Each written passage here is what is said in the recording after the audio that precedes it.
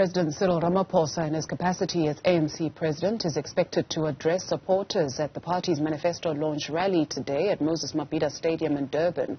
In the last general elections, the party received over 10 million votes. However, the ANC is currently facing dire polls that suggest its popularity may drop below 50%. KwaZulu-Natal is a hotly contested province, with the IFP, the EFF and the ruling party all launching their manifestos there. We're now joined by Asanda Ngoasheng to take a look at the ANC's prospects in the upcoming elections, but also review this concept, Ayanda Ngoasheng, of manifestos. So the party went on a drive last year to review its 2019 manifesto. Maybe let's start there. What is the point of all of these manifestos when you take a look at the state of the country 30 years later?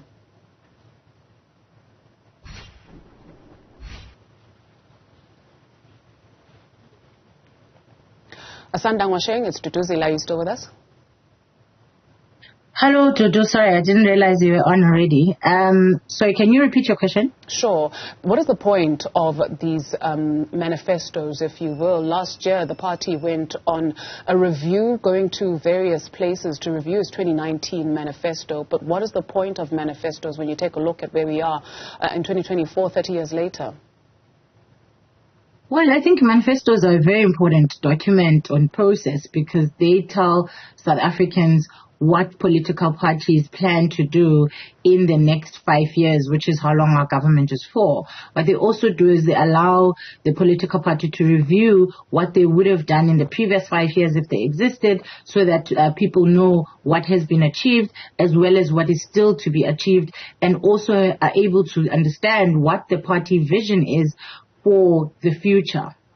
You speak of achievements. We just heard Nomvula speaking to Newzroom Africa's Junior Kumalo, saying that the 6th administration has achieved that which the 5th administration did not all the way achieve. Is that a correct assessment when you even assess the 3rd, the 2nd, and the 1st administration of the ANC? Well, I mean, if you look in terms of a longitudinal study, the ANC has achieved a lot in terms of ensuring that there's wider access to water, there's wider access to electricity, there is more housing than there used to be in 1994 when they took over, and you know, the state of education or number of educated people in South Africa, the literacy rates, and there's so much that can be said, and the ANC kind of reminds us of this every single election. So they've done very well in sort of the first 30 years post-democracy. However, they started to slip even on their own achievements over the sort of past 5 to 10 years.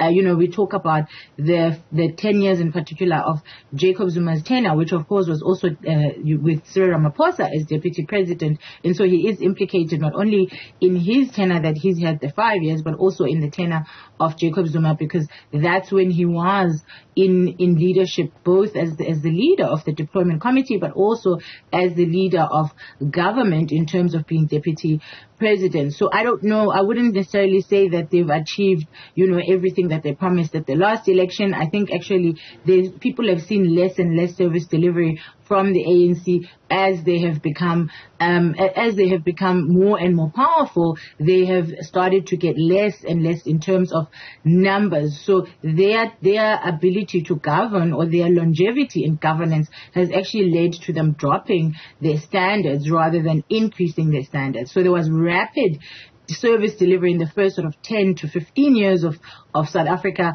but after that things kind of slowed down. What are you expecting to hear?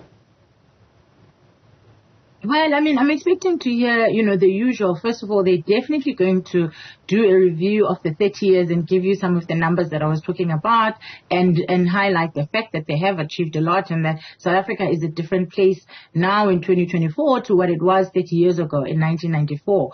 But what I'm hoping that they're going to be able to focus on is the fact that there's still a lot more that needs to be done, particularly in terms of them being able to tackle corruption, which has been a big issue for the ANC, because corruption, of course, impedes service delivery, because money that is meant to go towards service delivery then essentially disappears somewhere into someone's pockets, and the people who are expecting services don't get them. I was just reading now just before our interview, and the numbers that people are throwing around in terms of research are that KZN is sitting with the second highest shortage in terms of housing, with a backlog of over 700,000 houses needed, and you're looking at 500 informal settlements with about 278,000 people who live in those informal settlements and are waiting for housing and hoping and praying essentially for housing. And we've also seen that Durban, particularly the jewel of KZN, has had a decline in terms of the number of people who visit them,